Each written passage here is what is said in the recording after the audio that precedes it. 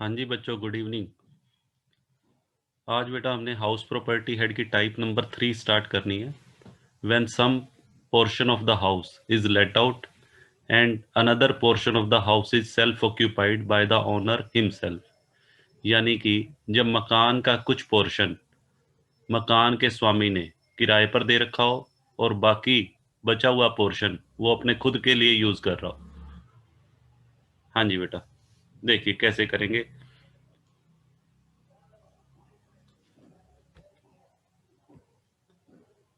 हाँ जी बेटा, पहले मैं एक हाउस बना रहा हूँ।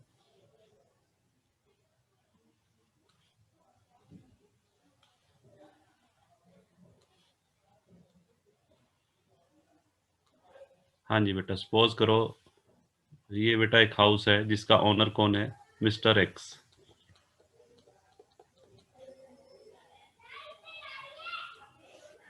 हाँ जी बेटा, इस मकान का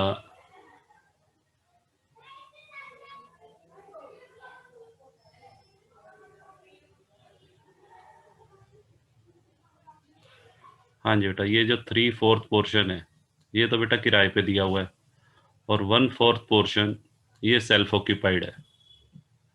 ठीक है जी, ये 1/4 पोर्शन बेटा मैंने ले लिया self occupied for residential purpose.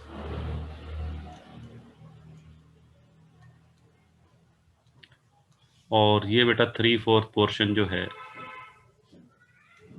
ये बेटा है लेट आउट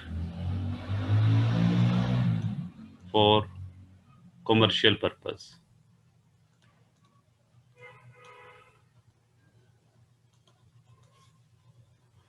हाँ जी बेटा, ऐसे मकान का बेटा ट्रीटमेंट कैसे होगा, सुनिएगा ध्यान से। सबसे पहले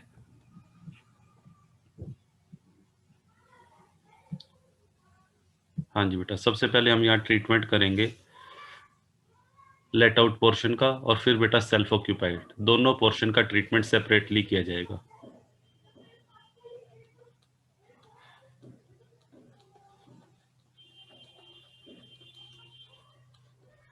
ट्रीटमेंट ऑफ बोथ पोर्शंस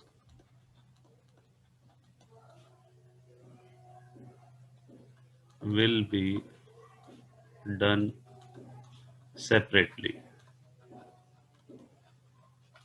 हाँ जी बेटा, तो सबसे पहले बेटा मैं बात करूंगा लेट आउट पोर्शन का ट्रीटमेंट कैसे होगा।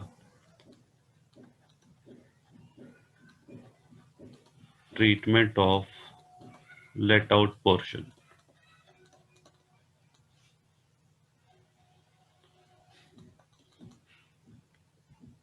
हाँ जी बेटा, सबसे पहला काम बेटा आपको क्या करना है, लेट आउट पोर्शन की बेटा ग्रॉस एनएल वैल्यू हम कैलकुलेट करेंगे। Gross NL value of let out portion. अब यहाँ पे आपको ध्यान रखना है, जब आप gross anal value of let out portion निकालेंगे तो municipal value, fair rent, standard rent और एक्चुअल रेंट सारा बेटा 3/4 ही लेना है। म्युनिसिपल वैल्यू जो आपको क्वेश्चन में गिवन होगी उसका 3/4 कर लेंगे, फेयर रेंटल वैल्यू है वो भी इसी पोर्शन का लेंगे और जो स्टैंडर्ड रेंट है बेटा वो भी इसी पोर्शन का ही होगा, क्योंकि हम कितने पोर्शन का ट्रीटमेंट कर रहे हैं, 3/4। तो सारी चीज़ें बेटा 3/4 आपको लेनी है। हाँ जी बेटा, उसके बाद आप क्या करेंगे, ग्रॉस एनल वैल्यू में से बेटा माइनस करेंगे हम म्युनिसिपल टैक्सेस।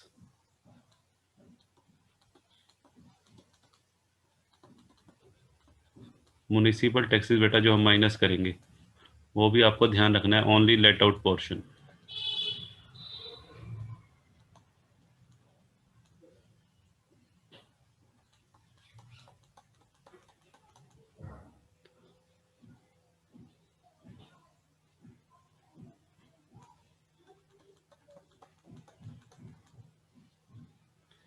हाँ जी बेटा, म्युनिसिपल टैक्सेस लेस करने के बाद बेटा क्या माइनस होगा, अनरिलाइज रेंट।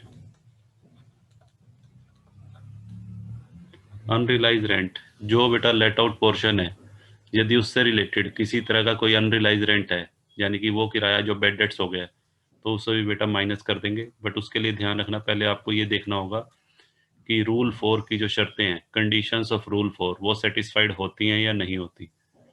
वो रूट कंडीशंस बेटा मैंने आपको बताई हुई हैं। अगर क्वेश्चन में कुछ भी ना लिखा हो तो हम ये एज्यूम कर लेंगे the conditions of rule 4 are satisfied. ये बेटा हमारी नेट एनएल वैल्यू आ जाएगी, net annual value of let out portion.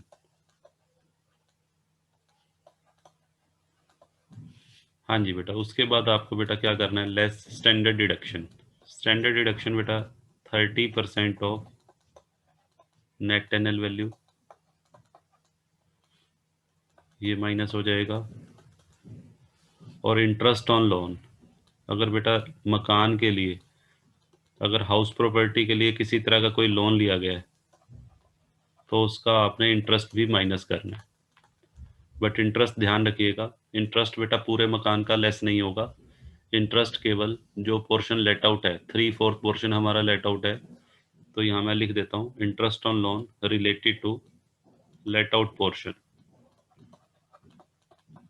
ठीक है बेटा, यानी कि जो भी पूरे मकान का इंटरेस्ट ऑन लोन बनेगा उसका 3/4 कर दीजिएगा। ये सब करने के बाद आपका बेटा ये टैक्सेबल इनकम आ जाएगी लेट आउट पोर्शन की। हाँ जी बेटा, लेट आउट पोर्शन का ट्रीटमेंट करने के बाद अब बेटा हम ट्रीटमेंट करते हैं सेल्फ ऑक्यूपाइड पोर्शन।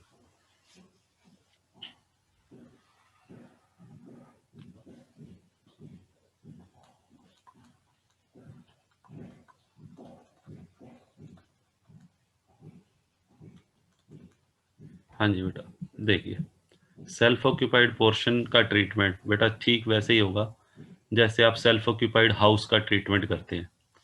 इसको 1/4 पोर्शन जो आपका सेल्फ ऑक्यूपाइड है, जो असेसी अपने रेजिडेंशियल पर्पज के लिए यूज कर रहा है, इसको पूरा अलग से बेटा एक मकान मान लो आप। ये मान लो कि अलग से ये बेटा कोई मकान है जो सेल्फ ऑक्यूपाइड पर्पज के लिए यूज हो रहा है। ठीक है जी। तो यहाँ पे एनुअल वैल्यू बेटा आपको पता है, सेल्फ ऑक्यूपाइड पोर्शन की एनुअल वैल्यू क्या होती है, नील। और लेस इंटरेस्ट ऑन लोन,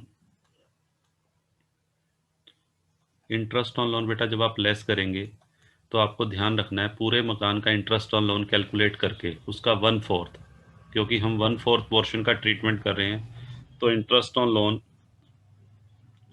हाँ जी बेटा, ओनली सेल्फ ऑक्यूपाइड पोर्शन का लेस होगा।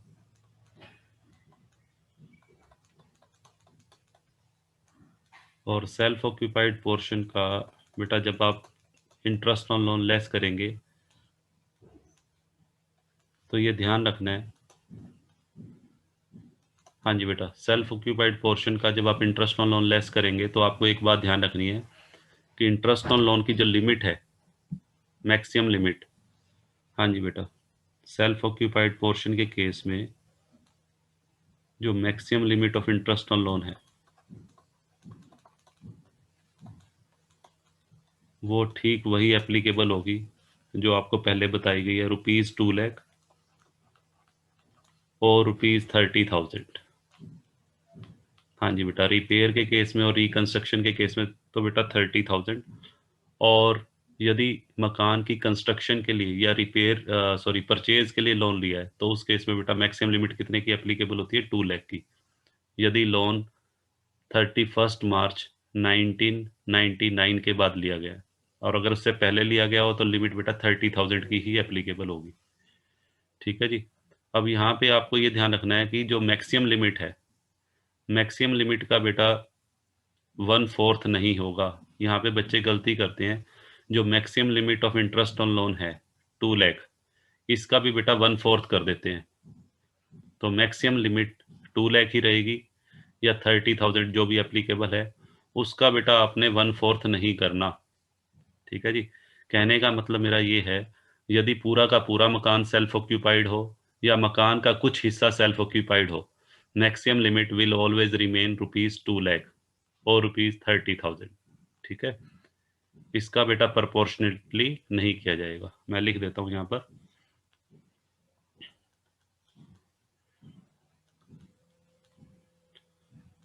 हाँ जी बेटा,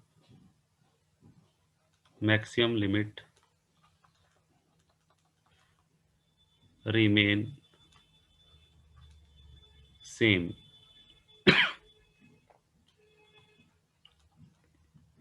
मैक्सिमम लिमिट बेटा रिमेन सेम, इसका मतलब ये है कि इसका प्रोपोर्शनेटली नहीं करना, ठीक है जी।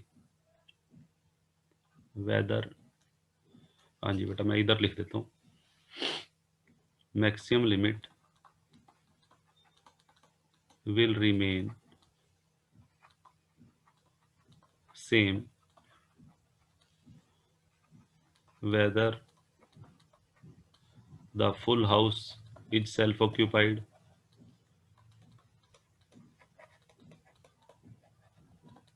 or some portion of the house is self occupied।